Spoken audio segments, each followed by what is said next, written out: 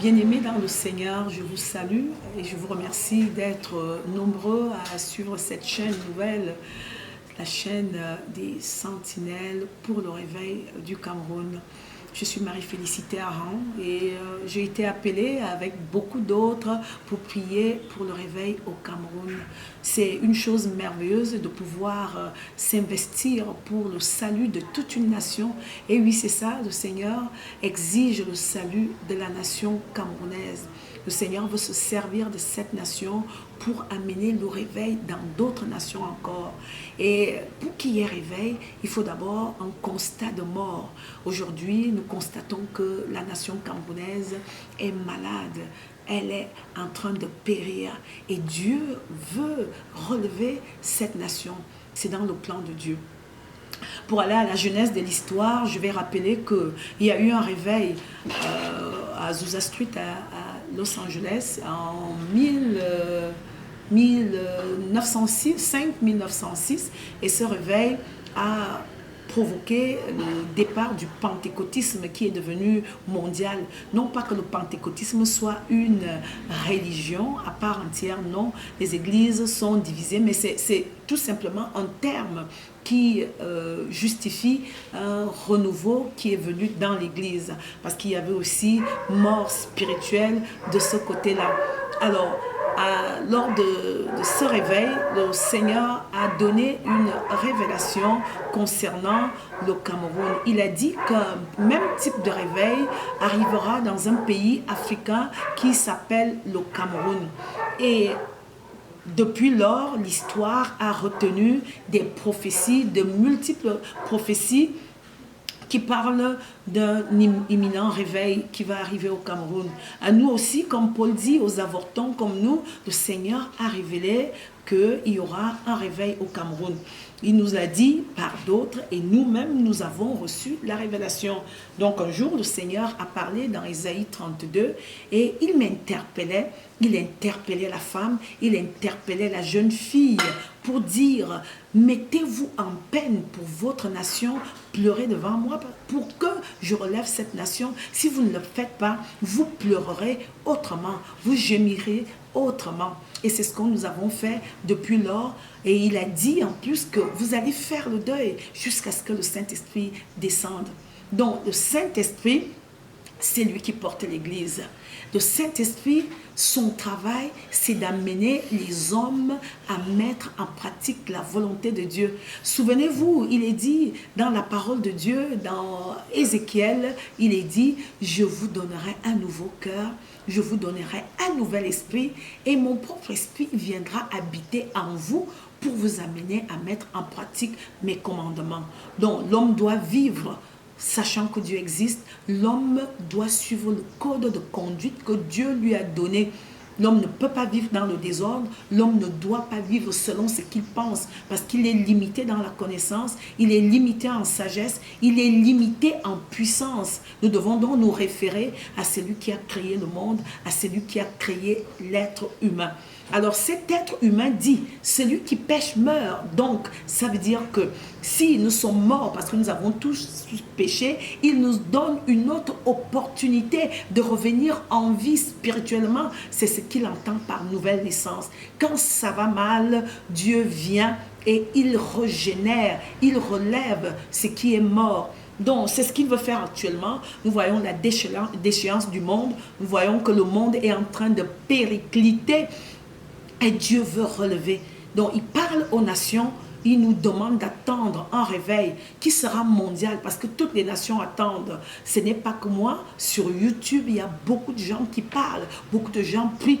Et nous aussi, au Cameroun, nous prions pour qu'il y ait un réveil national et même international.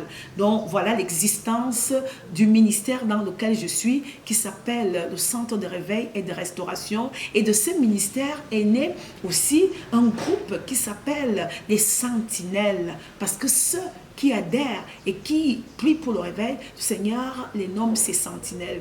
Qu'est-ce qu'une sentinelle fait? Elle monte la garde. Elle surveille, elle intercède, elle plaide. Et quand Dieu lui donne des révélations, avertit, elle va avertir.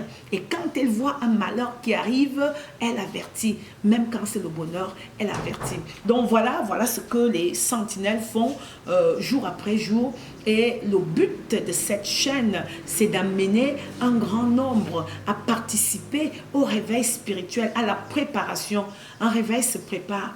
Quand on parle de réveil, ça veut dire qu'il y a constat de mort. Et après le constat de mort, après le constat de mort, il y a la renaissance. Et le réveil, c'est une renaissance. Comme à la Pentecôte, il y avait un problème. Les gens, le salut était là, les gens ne comprenaient pas. Et Jésus a dit, mon Père a promis d'envoyer le Saint-Esprit. Le Saint-Esprit, c'est l'Esprit de Christ qui vient révéler à l'Église qui est Christ, qu'est-ce qu'il a fait. Si nous n'avons pas cette révélation, eh bien, nous chavirons. Si nous n'avons pas cette révélation, nous allons faire ce qui n'est pas dans la droite ligne de Dieu.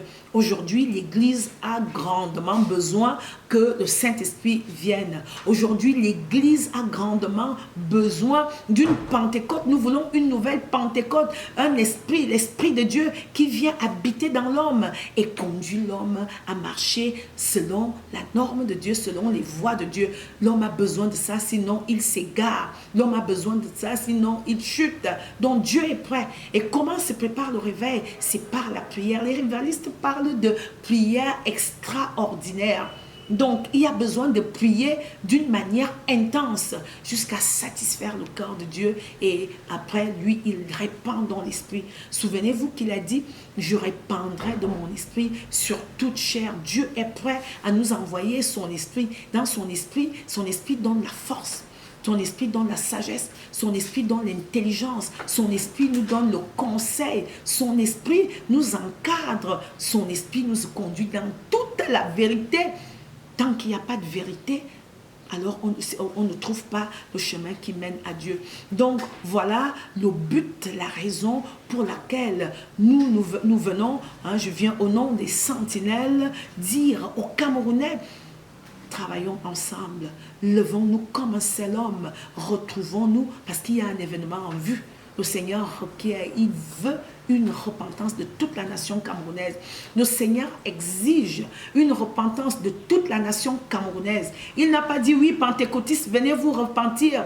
Il veut que les pentecôtistes, les catholiques, les protestants, les adventistes et tous les autres, chacun peut citer, qu'on se regroupe comme un seul homme. Et même ceux qui n'ont pas de religion, c'est pour que, les âmes soient sauvées, et 2, nous soyons mieux organisés, nous soyons une nation unie, nous soyons une nation pure, une nation sainte. Donc, je lance un appel à tous ceux qui ont déjà reçu ce message de la part de Dieu, ceux à qui Dieu a révélé qu'il y aura un réveil. Je lance un appel à ceux qui sont appelés à prier pour les autres. C'est un sacerdoce, un sacrifice. Je lance un appel à toutes les églises, à tous les serviteurs de Dieu. Je lance un appel à l'église du Cameroun. Je lance un appel à tous les Camerounais. Le 20 novembre, à l'esplanade du musée national de Yaoundé, retrouvons-nous dès le matin jusqu'au soir pour implorer le pardon à Dieu. Vous savez, dans la Bible, un jour, sous Néhémie, il y a eu ce genre de rassemblement. Les gens, la Bible dit, pendant un quart de la journée, ils ont dénoncé leur péché. Ils n'ont pas dit c'est elle qui a péché. Chacun criait à l'Éternel, reconnaissant qu'il a contribué à la chute d'Israël. Nous aussi allons nous repentir, reconnaître nos iniquités devant le Seigneur. Que ce soit un jour de rencontre avec le grand Dieu, que ce soit un jour où on s'humilie, où on se plie devant Dieu en disant, Seigneur, nous avons mal fait, nous voulons recommencer, nous voulons repartir à zéro dans la relation avec Dieu. Et alors l'Esprit de Dieu descendra et il nous donnera la sagesse dont on a besoin. La Bible dit, celui qui ne connaît pas Dieu, celui qui n'a pas la révélation de la grandeur, de la puissance, de la sainteté de Dieu, de l'infini. Dieu est infini. Celui-là a il est fou. Un fou n'a pas de sagesse. Est-ce que nous voulons donc être des insensés?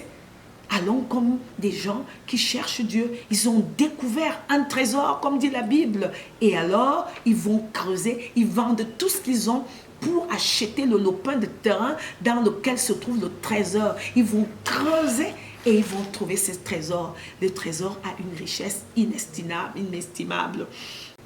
Pour conclure, je réitère, bien-aimés, s'il vous plaît, mettons-nous ensemble pour la préparation de ce grand jour de rencontre avec Dieu.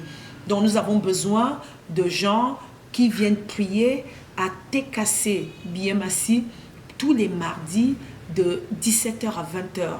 Nous voulons des intercesseurs qui viennent prier pour leur nation ensemble, sans discrimination, sans division religieuse. Et alors aussi, tous les jeudis, à partir de 19h, nous avons publié un lien Zoom sur lequel nous voulons aussi que les intercesseurs se joignent à nous pour prier pour notre nation. C'est un sacrifice. Il est dit dans la parole, Ésaïe dit, priez pour la nation dans laquelle vous habitez parce que votre bien dépend du bien de cette nation. Shalom et merci pour tout. N'oubliez pas de liker. Merci.